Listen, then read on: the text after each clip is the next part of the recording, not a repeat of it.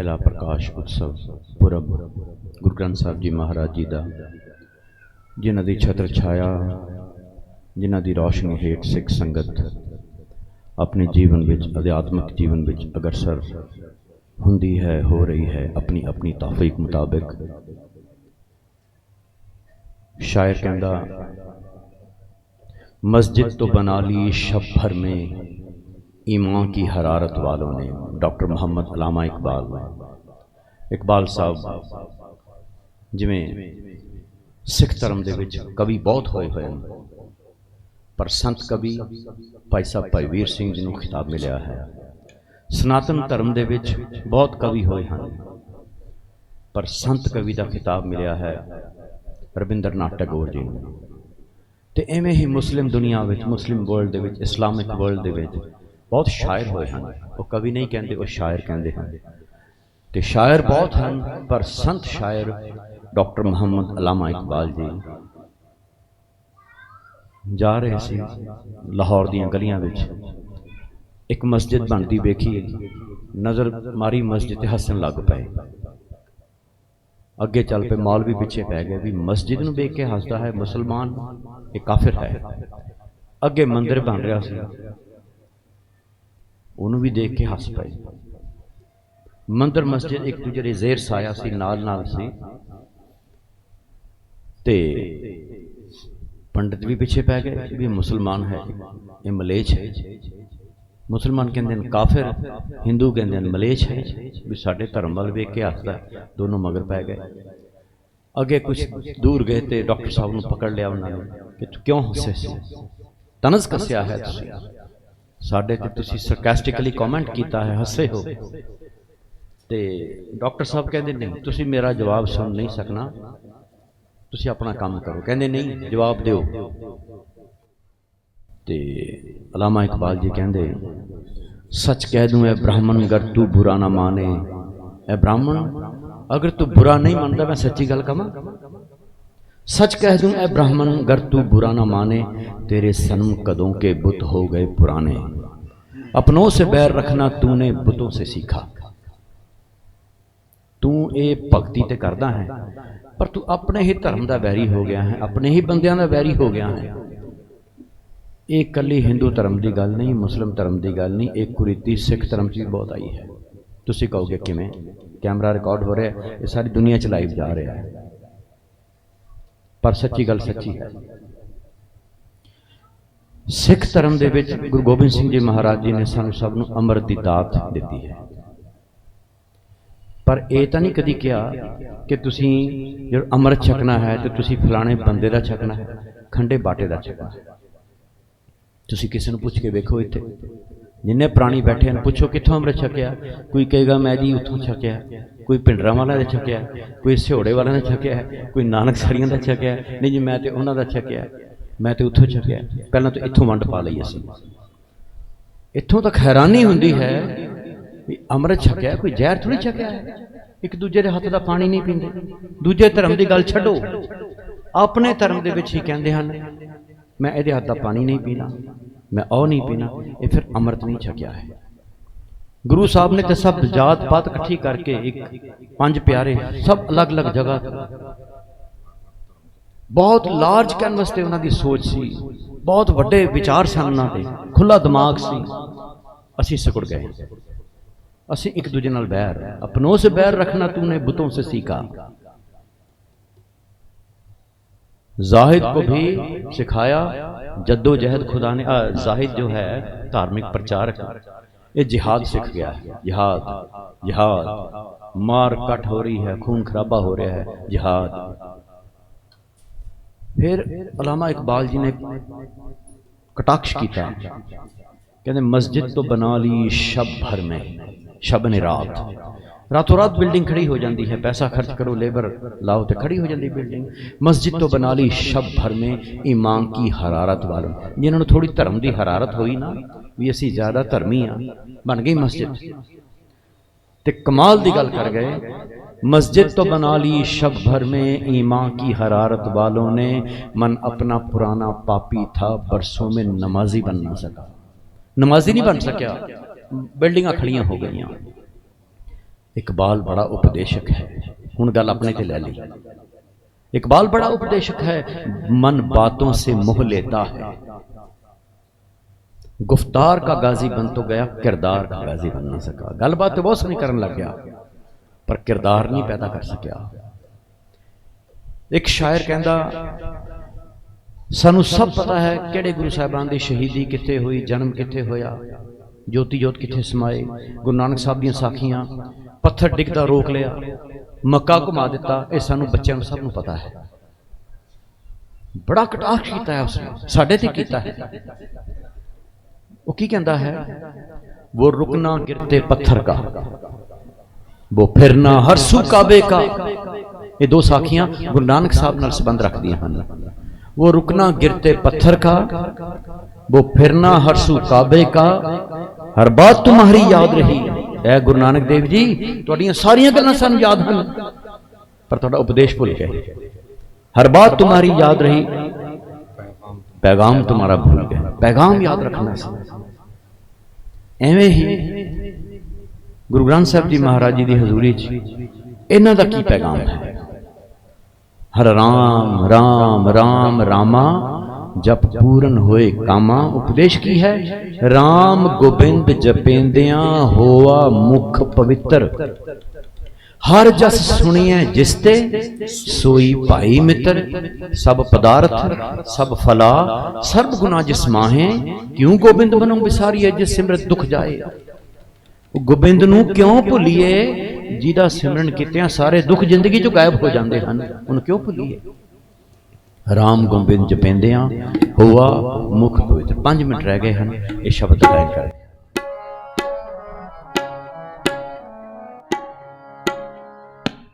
राम गोबिंद जपेंदियां, राम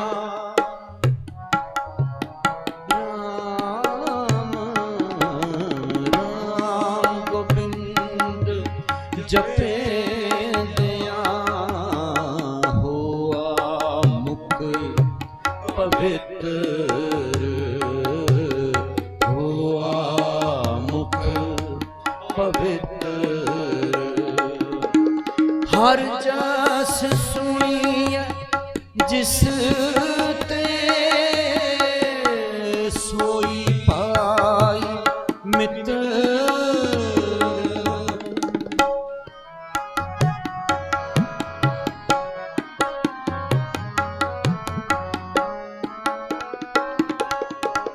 हर जस सुनिए जिस ते, सोई पाई मित्र। राम गोबिंद जपेंदियां होआ मुख पवित्र। हर राम राम राम राम, जप पूरन होए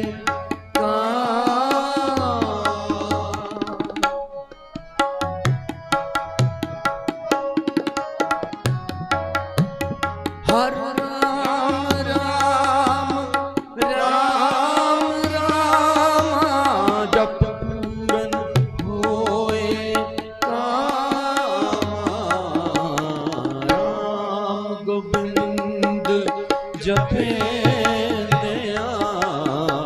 होआ पवित्र।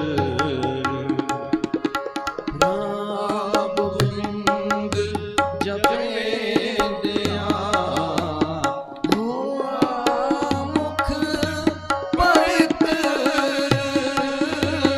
होआ मुख पवित्र।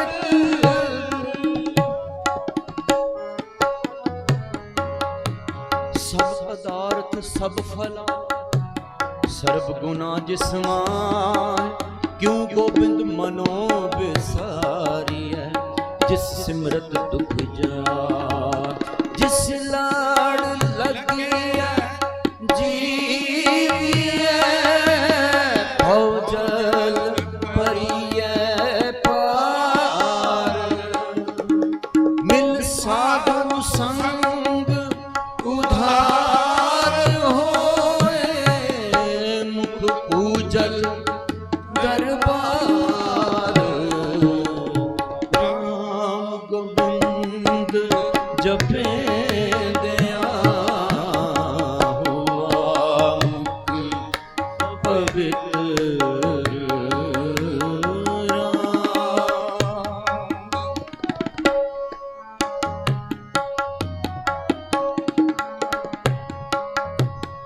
जीवन रूप गोपाल जस संत जना की रास नानक उबरे नाम जप कर सच्चे सावास राम गोविंद जपे दया राम गोविंद जपे दया हुआ मुख पवित्र हुआ मुख पवित्र हर जस सुनिए जिसके सोई पाई मित्र राम गोविंद जपे दया हुआ मुख पवित्र राम गोविंद जपे दया हुआ मुख पवित्र हुआ मुख पवित्र हुआ मुख पवित्र।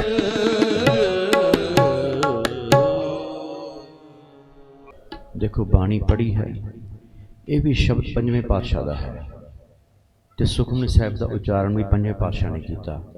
ਇਹਦੇ ਵਿੱਚ ਕਹਿ ਰਹੇ ਹਨ ਹਰ ਜਸ ਸੁਣੀਐ ਜਿਸ ਤੇ ਸੋਈ ਭਾਈ ਮਿੱਤਰ ਰਾਮ ਗੋਬਿੰਦ ਜਪੇਂਦਿਆਂ ਹੋਵਾ ਮੁਖ ਪਵਿੱਤਰ।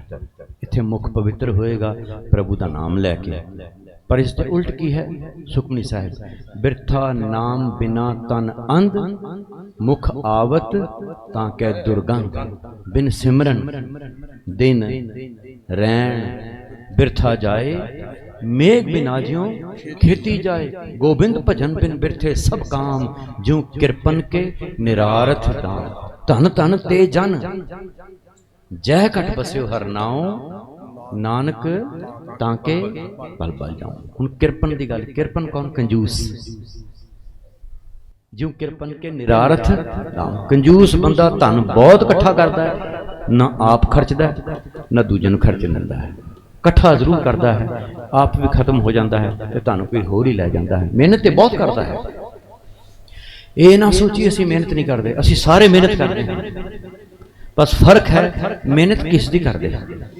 ये ना सोचिए असीं सिमरन नहीं करते, असीं सारे सिमरन करते हैं, बच्चे बच्चे सिमरन कर रहे हैं, छोटे छोटे बच्चे जिन्होंने अपना ही नहीं पता वो भी सिमरन कर रहे हैं, पर फर्क है किस दा सिमरन कर। बच्चा खिलौने का सिमरन कर रहा है, हर समय खिलौने बारे सोचता है। सिमरन की है स्मरण, स्मरण की है याद, याद मतलब चेता, वार वार जिसनों याद किया जाए वो सिमरन करना है। बच्चा खिलौने याद करता है, गृहस्थी बंदा परिवार नूं याद करता है या व्यापार नूं याद करता है, सिमरन तो भी करता है। साडे कमलजीत भाजी बैठे इत्थे, वो किच्छा वाले, इन्हां दी पहलों अजे भी दुकान है ट्रकों के स्पेयर पार्ट्स की या टायरों की, बहुत सारे खाने बने हुए अलग भी ट्रक दे, कोई किते पाना पिया है, इन्ने नंबर पिया है, इन्ने नंबर पिया है, इन्ने नंबर पिया है, खाने किन्ने बने।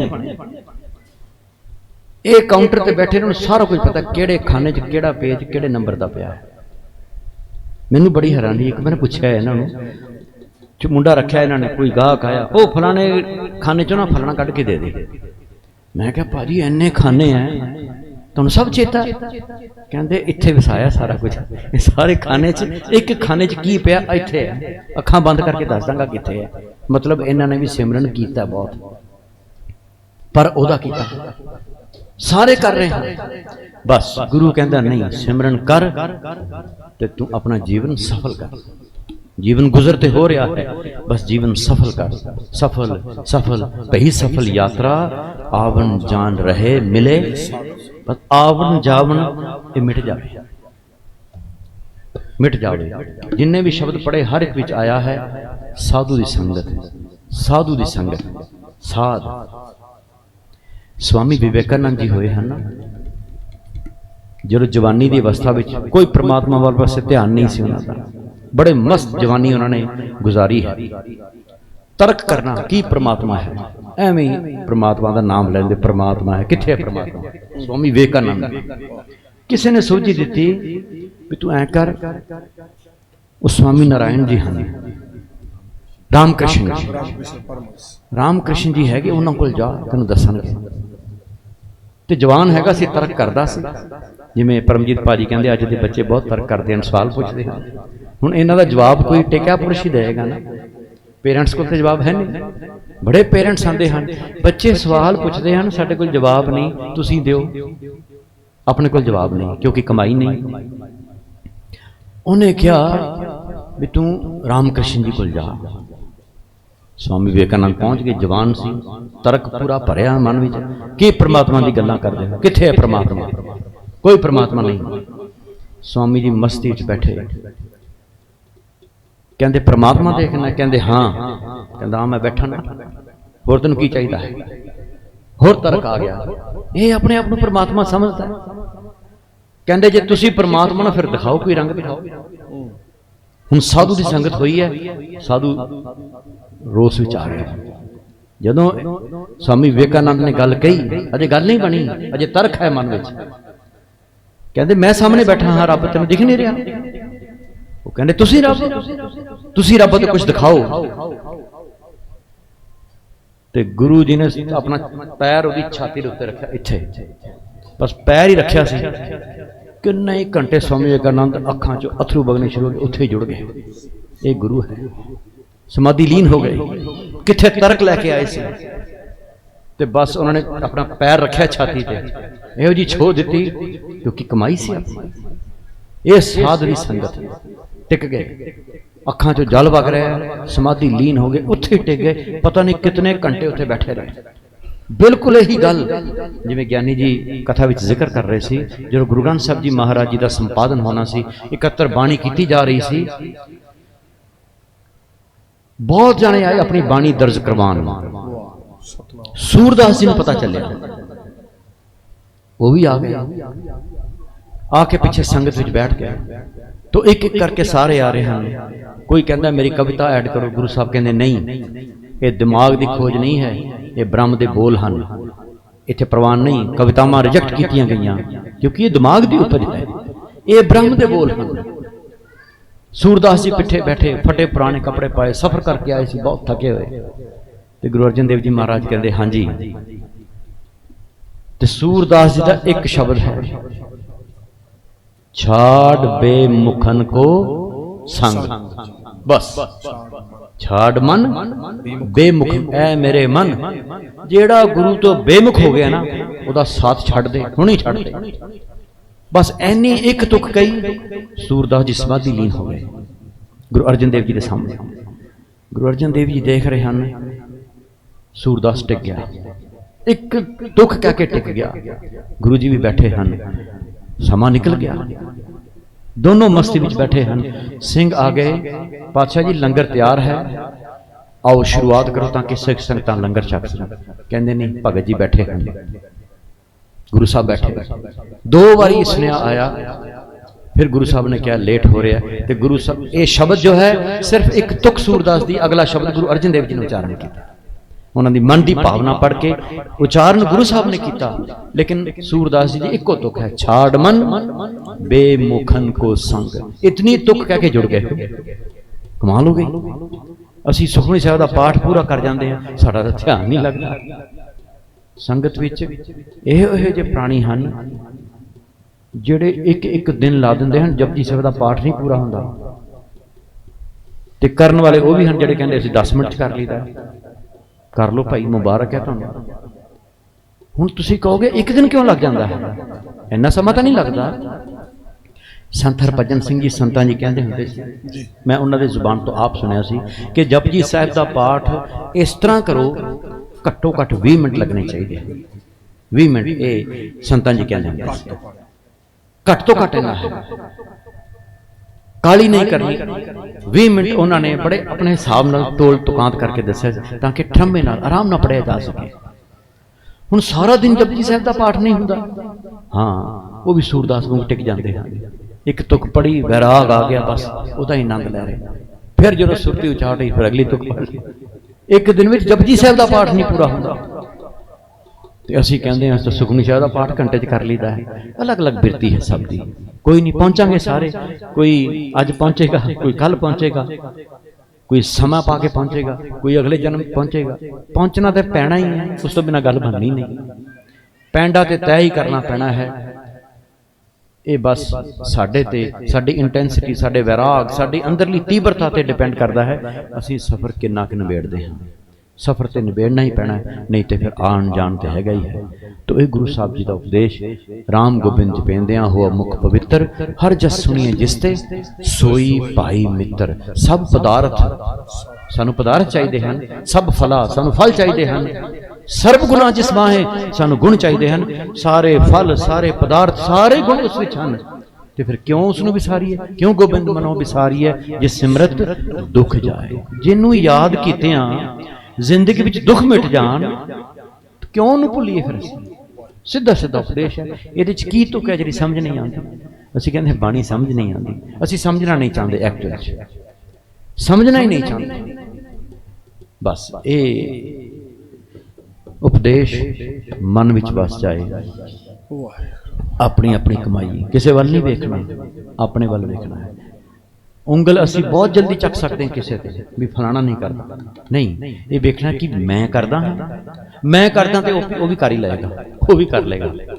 ਬਸ ਮੈਂ ਕਰਾਂ, ਇਹ ਧਿਆਨ ਹੋਵੇ ਤੇ ਸਾਰਾ ਕੁਝ ਠੀਕ ਹੋ ਸਕਦਾ ਹੈ। ਮੈਂ ਕਰਾਂ, ਮੈਨੂੰ ਕਰਨਾ ਚਾਹੀਦਾ ਹੈ। ਕੋਈ ਕਹਿੰਦਾ ਹੈ ਪਾਠ ਕਰੀਏ, ਕਿੰਨੀ ਦੇਰ ਕਰੀਏ? ਹੁਣ ਆਪਾਂ ਕਹੋ ਵੀ ਇੰਨੀ ਵਾਰੀ ਕਰ, ਇੰਨੇ ਘੰਟੇ ਕਰ, ਨਹੀਂ, ਕੋਈ ਗਿਣਤੀ ਨਹੀਂ।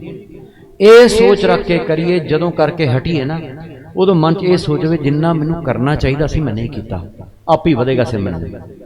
ਜੇ ਗਿਣਤੀ 'ਚ ਪਵਾਂਗੇ ਫਿਰ ਗਿਣਤੀ ਦੇ ਵਿੱਚ ਫਿਰ ਅਲਾਰਮ ਵੀ ਲੱਗੇਗਾ, ਫਿਰ ਧਿਆਨ ਹੋਰ ਉਧਰ ਵੀ ਜਾਏਗਾ। ਨਹੀਂ, ਜਿੰਨਾ ਵੀ ਕੀਤਾ ਨਾ ਮੈਨੂੰ ਵੱਧ ਕਰਨਾ ਚਾਹੀਦਾ ਸੀ, ਮੈਂ ਨਹੀਂ ਕੀਤਾ, ਉਹਨਾਂ ਆਪ ਹੀ ਵਧੇਗਾ ਸਿਮਰਨ। ਸਭ ਦਾ ਸਿਮਰਨ ਵਧੇਗਾ। तो जीवन गुजरते सब दा रहा है, जीवन सफल करना है। सफल हो सके आ सारी यात्रा।